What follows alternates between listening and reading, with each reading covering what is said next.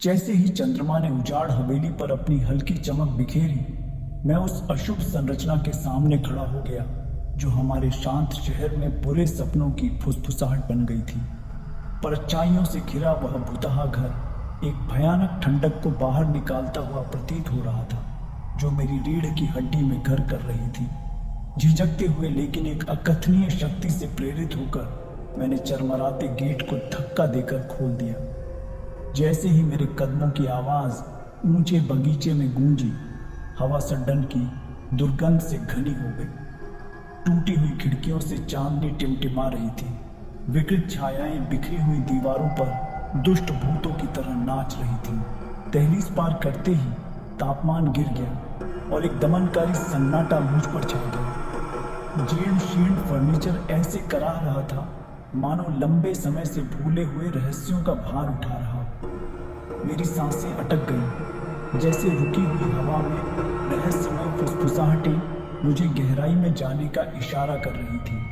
भव्य सीढ़ी पर चढ़ते हुए प्रत्येक कदम एक विचलित करने वाली प्रतिध्वनि से गूंज रहा था। ऐसा लग रहा था कि दीवारें सांस ले रही हैं, पीड़ित आत्माओं की यादों को बाहर निकाल रही हैं। मंद रोशनी में लंबे समय से चले आ रहे एक परिवार के चित्र घूर रहे थे। उनकी आंखें एक भयावह तीव्रता के साथ मेरी हर हरकत का अनुसरण कर रही थी।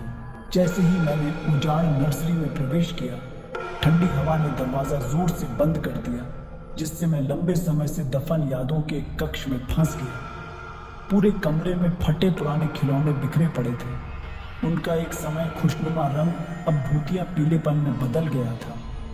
एक हल्की सी लोरी गूंज उठी, मानो दीवारें स्वयं उस मासूमियत का शोक मना रही जो घर के द्वेष ने निगल ली थी। अंधेरे में एक टिमटिमाती मोमबत्ती ने धूल भरे दर्पण को रोशन कर दिया।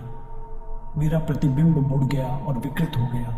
घर की छाया में रहने वाली प्रताड़ित आत्माओं का प्रतिबिंब बन गया। दहशत ने मुझे जकड़ लिया, फिर भी एक अदृश्य शक्ति ने मुझे उस अंधेरे का सामना करने के लिए मजबूर कर दिया जो इस प्रेतबाधित आश्रय स्थल से चिपका हुआ था। हर कदम के साथ ऐसा लग रहा था कि घर अपने अतीत के भूतों में जान फूंक रहा है। भयावहता का ताना बाना बुन रहा है जिसने मेरी इंद्रियों को उलझा दिया है। जैसे ही मैं हवेली के मध्य में पहुंचा, एक अलौकिक विलाप ने सन्नाटे को तोड़ दिया। मैं स्तब्ध खड़ा था। भूतिया ऑर्केस्ट्रा का एकमात्र मोहरा जो भूता घर की भूता सिम्फनी बजाता था